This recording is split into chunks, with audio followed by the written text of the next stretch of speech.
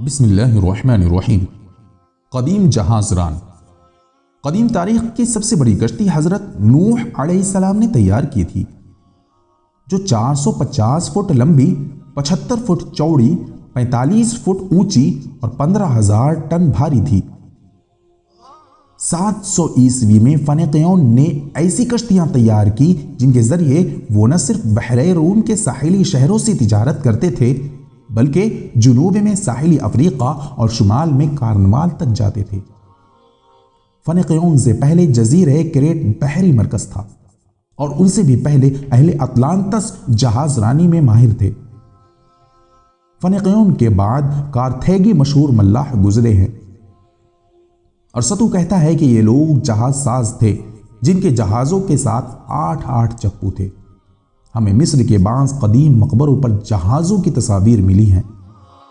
1906 عیسوی میں پروفیسر فلنڈرس پیٹری نے ریفا کے ایک مقبرے پر سے ایک ایسی تصویر کا عکس لیا جو سلاطین مصر کے 12ویں سلسلے یعنی 2400 عیسوی سے تعلق رکھتی تھی۔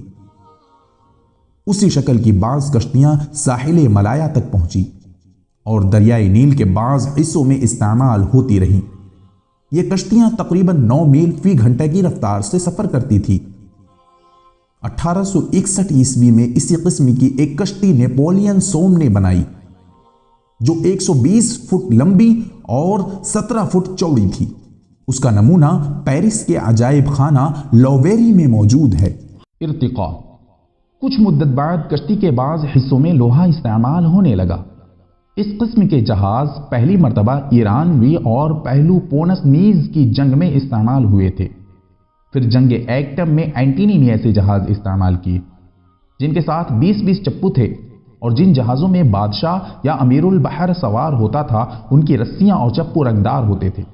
ان جہازوں کے بقیت الآثار جھیل نیمی سے دستیاب ہوئے ہیں۔ ان کے بعض حصے تانبے اور سکے سے تیار کیے گئے تھے۔ ان میں سے ایک جہاز 90 فٹ اور دوسرا 450 فٹ لمبا تھا۔ یہ تجارتی جہاز تھے جن میں 150 ٹن غلہ سما سکتا تھا۔ جنگی جہاز قدرے چھوٹے ہوا کرتے تھے۔ جب روم کا مشہور بادشاہ جولس سیزر گال پر حملہ آور ہوا تو ساحل انگلستان پر چند جہاز دیکھ کر کہنے لگا یہ جہاز ہمارے جہازوں سے زیادہ مضبوط ہیں۔ بحر اوقیانوس کی سطح بحر روم کے مقابلہ میں زیادہ متلاطم رہتی ہے۔ یہاں صرف مضبوط جہاز ہی کام دے سکتے ہیں۔ یہ برطانوی جہاز کھوکھلے تنوں سے تیار کیے گئے تھے۔ آج سے 50 سال پہلے ایک دوسری قسم کا جہاز لینکن شائر میں برگس کے پاس ملا جو 48.5 فٹ لمبا اور 6 فٹ چوڑا تھا۔ یہ ایک ایسے تنے سے تیار ہوا تھا جس کا محیط 18 فٹ تھا۔ یہ جہاز زمانہ ہجری 6000 سے تعلق رکھتا ہے۔ ان لوگوں نے پتھروں سے اتنا بڑا درخت گرا کر کیسے کھوکھلا کیا ہوگا؟ ہنوز ایک معمہ ہے۔ جب سیزر نے 5 عیسوی میں وینٹینی قوم پر حملہ کیا اور ان کے زنجیروں سے بندھے ہوئے بڑے بڑے جہاز دیکھے تو کہنے لگا ہمارے جہاز ان کے مقابلے میں کھلونے ہیں۔ نارسیمین اپنے سرداروں کو مرنے کے بعد 2 طرح سے رخصتیات کرتے تھے: لاش کو جہاز میں رکھ کر اور اسے آگ لگا کر سمندری لہروں کے حوالے کر دیتے یا اس جہاز کو ساحل کے پاس لاش سمیت دفن کر دیتے۔ 1880 عیسوی میں سینڈ آف جارج کے پاس اس قسم کا ایک جہاز برآمد ہوا جو 79.5 فٹ لمبا اور 16.5 فٹ چوڑا اور 560 من وزنی تھا۔ ایک دفعہ اہل ڈنمارک نے اپنے جہازوں کی بدولت تمام انگلستان کو فتح کر لیا تھا۔ الفریڈ نے کچھ عرصہ کے بعد ایک جنگی بیڑا تیار کر کے اہل ڈنمارک کو شکست دی۔ ان کے 6 جہاز پکڑ لیے اور 18 ڈبو دیے۔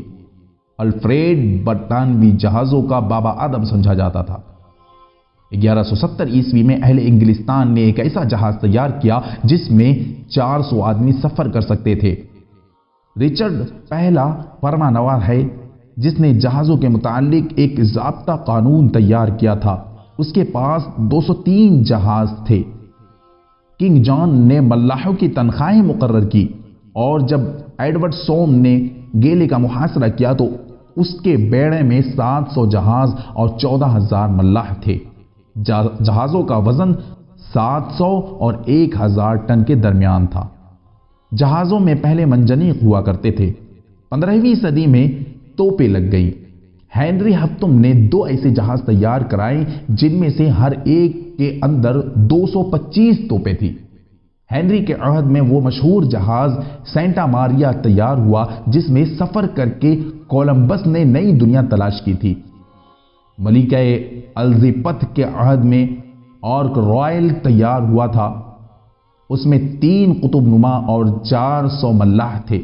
17ویں صدی کے آخری میں یورپ کی تمام اقوام کا بیڑا 20 لاکھ ٹن تھا، اور آج صرف انگلستان کے پاس 15 کروڑ کے وزن کے جہاز موجود ہیں، جن میں سے ہالینڈ کے پاس 9 لاکھ، انگلستان کے ہاں 5 لاکھ اور فرانس کے پاس صرف 1 لاکھ ٹن ہیں۔ بدیگر الفاظ، آج سے 200 سال پہلے انگلستان ایک کمزور ترین ملک تھا۔ بہادر جواں مرد اور جفاکش انگریزوں نے اسے مہیب ترین سلطنت بنا ڈالا۔ دوسری طرف ہم آج سے چند 100 سال پہلے ایک مہیب ترین قوم تھے۔ ہمارے نااہلوں، سست کوششوں، عیاشوں اور وظیفہ خانوں نے ہمیں تباہ کر کے رکھ دیا۔ کبھی وہ زمانہ بھی تھا کہ بحر روم میں ہماری طاقت کی ڈھاک بندھی ہوئی تھی۔ سلاطین زمانہ ہمارا نام سن کر لرز جاتے تھے۔ بڑے بڑے شرکشاں گیتی آستان خلافت پر جمی گھسا کرتے تھے۔ یورپ ہمارا غلام بن کر اینٹھتا تھا۔ مصر و شام کو ہماری حکومت پر ناز تھا۔ ہم جس طرف نگاہ اٹھا کر دیکھتے تھے، اقوام و ممالک کی تقدیریں بدل جاتی تھی، اور ہماری ضرب شمشیر سے مشرق و مغرب کی لرزہ بر اندام تھے۔ لیکن آج صرف نحوست، فلاکت اور ادبار ہے، جنت کا نشہ اور شفاعت کا خمار ہے، وظیفوں کا پندار اور تسبیحوں کا گھمنڈ ہے۔ مرد مومن، سوچ، جاگ، دیکھ، اٹھ، بڑھ کے رحمت بدستور تیری منتظر ہے، بڑھ کے رحمت بدستور تیری منتظر ہے۔ قوت کا سامان ڈھونڈ کے ضعف موت ہے، اپنی حقیقت پہچان کے اس نادانی میں تو لٹ گیا۔